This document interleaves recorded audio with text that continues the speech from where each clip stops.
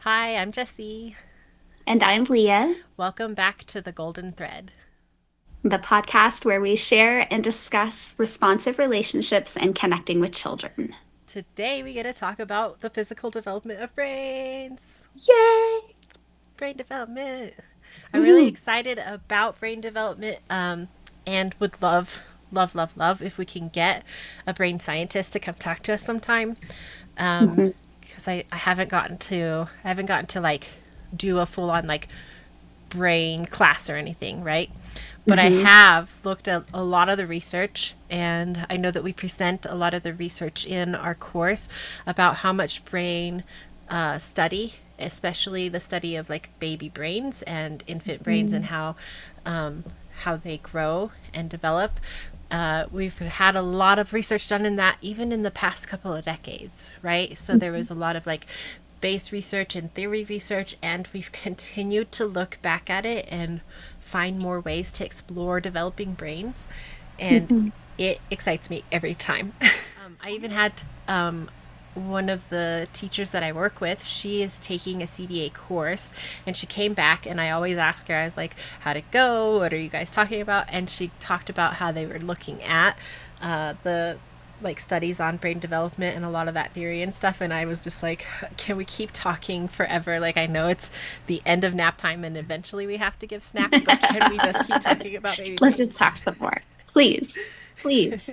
Yes, absolutely. I think brain development is one of my favorite things because there's just like you can't just look at a brain and know what's going on inside. So it is just so amazing to me that we're able to do these studies and understand what's going on in children's brains, and we can make these predictions and hypotheses about what's going on, and then they can do the studies and find out if that's right or not. Yeah. It's amazing and fantastic. Yeah, absolutely. And I think too, like on top of like the scientific work, just the physical processes of like a baby's brain is up there, right, and it's building matter, and then Mhm. like what it has to do, especially in these first 3 years of like creating a neuronal pathway that has the like the dendrons, right, that those are the Dendrite. ones, dendrites, that like get Yeah. to talk to each other and strengthen Hmm. like the connections and the ability for them to keep sending signals back and forth. Like that physical, like that very like basic physical chemistry of brain is it Hmm. just like we don't have to be experts in brains to use that knowledge to like deepen our understanding of what things we're doing for and with babies as they continue to develop. And also it excites me like I just the physicalness of it. And I know that we'll talk later about like baby brains. They start out, they have to build the matter, and then they start making these connections. And later we'll get to talk about like how the experiences that they have and experiences that we have with them like build strengthened bonds between those connections, which is also really cool. Yeah, just all of it is All of it. wonderful. And It is. I know we like focus on just the first 3 years, but but brains keep going, right? Do they do? Yes, they keep going, and there's this intense period right at the beginning where there's like a million a million synapses happening per second. I did look that one up. And it's like, oh my gosh, like just thinking about like how much is going on in babies' brains as they're taking all of this information in. And that happens like the first 2 years of life, and then it starts to slow a little bit. And at the same time, like there's pruning, there's things that are happening, but really, even adult brains, we still have the ability to learn new skills and to build new connections. It's just not happening at the sheer magnitude of what's happening in babies' lives when they're brand new. Yeah. I know that like as I was growing up, there was always the like brain stop growing, right? You stop, your brain development stops. And I That's think it, you're done. there was even like wasn't there like a gender divide, like girl brains stop at a certain time and boy brains stop at a Oh, I different didn't hear time, or that. yeah, there was Yeah. this whole thing, right? But that's not true at all. Like, we've It's kept not. doing research, and you get to keep building your brain. So, You do, which is amazing, right? Like that's how adults or people have strokes and they can relearn their skills, right? That's an example of something that happens, and it's amazing that our brains are as powerful as they are, and they can grow and change and adapt to whatever their human needs them to do. yeah. I think Yeah. that also, like, the sheer amount of work that baby brains do, 0 to 2 and 3, like that sheer, like, just Yes. like literal weighty amount of work that they do then continues on throughout their life, so that even Hmm. even though their brain is still growing as adults, like, the effects that started as a baby continue Hmm. to show and be a part of their brain building later on. Absolutely, absolutely. And I know we'll talk about this next episode, but really what we know is that babies' brains are experience expectant. And so they're looking for that interaction and that engagement. And that's what really helps to set that foundation that you're talking about what their brain and what they can expect for the rest of their lives. Yeah. I love that, like, we, like, as facilitators in the course that we do, we kind of have these phrases that are so common, and that, like, to us they're second nature, like experience expectant, and Mhm. behavior is communication, and Connection yeah, seeking. connection seeking. Yes, I love it. One of the phrases that we talk a lot about, and this kind of ties into physical brain development, is the process of serve and respond. Can you talk us a little bit through, like, that concept and how that has Yeah. to do with babies? Absolutely, yes. So this very much depend or is linked into that experience expectant. So babies are born and they are expecting to have another human smiling at them, holding them, talking to them, interacting with them. And that is demonstrated through what some call serve and return. So the baby serves and makes eye contact or looks at their adult or holds onto their adult's finger, and then the adult responds. And it's based on tennis, where you serve a tennis ball over the net, and in theory, the other player is going to return that ball back over the net to you with an idea that you're going to keep that ball going back and forth. But as you and I have discussed, especially recently, we've found that we really like the idea of serve and respond better because A, it fits into our responsive caregiving where we're responding, but we're responding intentionally to what the child did. It's not the child doing something and us just making a statement that's irrelevant. It's really knowing the child and responding to whatever that bid for attention was. And so we do spend a lot of time in our course talking about how when children even make eye contact with us, that's an opportunity for us to respond with a smile or returning that eye contact or words, all three of which help the child to develop a sense of themselves and to feel like, oh, I'm seen and I'm important. And when we do that, that's when those connections are forming in children's brains. And every time that happens and is repeated, it makes the connection stronger. Yeah. Yeah. Yeah. I think too that, and something that we talk a lot with the participants in the course, is that, even if a connection is made, the connection can be modified. So we can't unmake a connection, and we'll talk this again more about later. But we can't unmake a connection, but we can continue to modify connections, and we can Mhm. continue to emphasize the ones that we want to see flourish in the baby. So, we, as care providers, and you especially as a parent, even, we want to see those positive interactions, those positive responses. But sometimes the responses that babies get are stressful responses, and if they consistently get a stressful response, that also changes the way that their brain is physically wiring and firing. Mhm. And so, I like, the thing that I like to talk about, when we think about brains building, and we think about the effects of stress on the brain, is that, to me, it's more important about a message of possibility rather than a message of like dismay.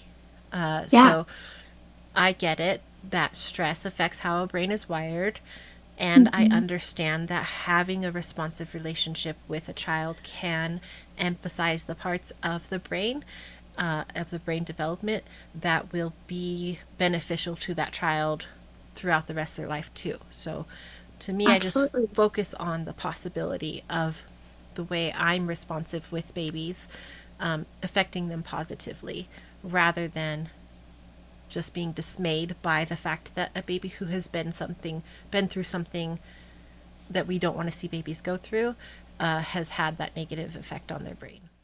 Absolutely. Yeah. Yeah. And I think it's so important, but there is research out there that talks about if children, humans have one consistent person who is really there for them and um, can guide them and is just in love with them, right? Then they can get through pretty much anything. And what you're talking about, these stressful experiences, sometimes it's trauma, sometimes it's a stressful experience that's just this one thing, sometimes it's repeated.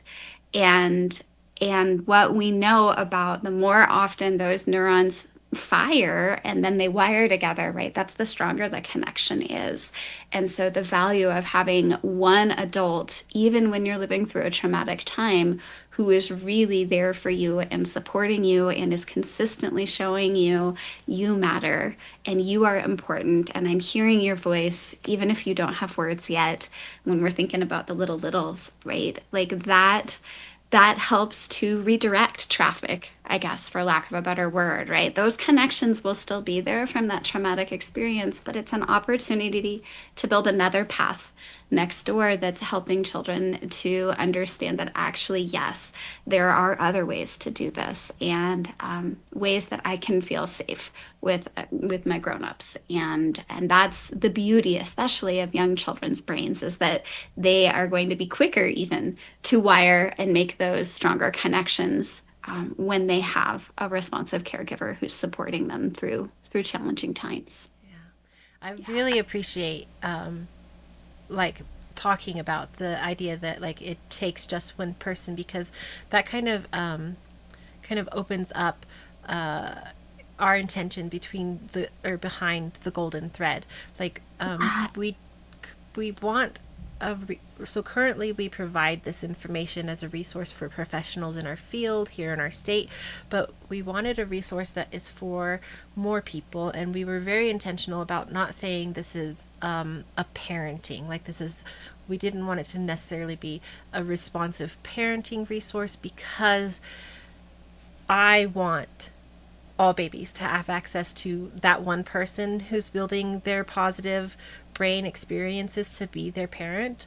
But I think it's important that we understand that we move through this world like in community with each other. So that You. one person can be anybody who is consistently having responsive interactions with a baby. And so that's what we want the golden thread to be for as well. Is this is what we want to bring to anybody who is building a baby brain at all. Exactly. Yeah. And it may be, right? Maybe you never had children and don't ever want to, but maybe you have a little one who lives next door who's pretty interested in visiting your house. Or, maybe you do have children. Maybe you don't. Maybe you're not caring professionally for children, but uh, even as parents, nobody received the book that said, "Here you go. This is how you do it." And I know we joke a lot in the course. I say a lot. My goal someday is for every parent to be able to take the course before they have children, because oh my gosh, how would your understanding of things change? And that's just not where we are right now. And so I'm so appreciative as of podcasts as a medium that can get information out and impact people who might not even be thinking, oh, that's me. I have a responsive relationship with a child. But I'm pretty sure everybody who's listening does. Yeah. Your camera is being. Is it doing some goofy I stuff? don't know how we can make it. There you go. Okay. But It's doing an autofocus thing I've noticed this week, and I spend a lot of time out of focus instead of in focus. and we've also noticed in the course that we do provide for professionals, we have a lot of parents who are also professionals who say, "I wish I had this for myself as a parent too." I can say I had one child long before I learned all of these beautiful things, and then another child after I had been exposed to this different way of thinking and being. And it made a huge, huge difference in how I parent and how I interact.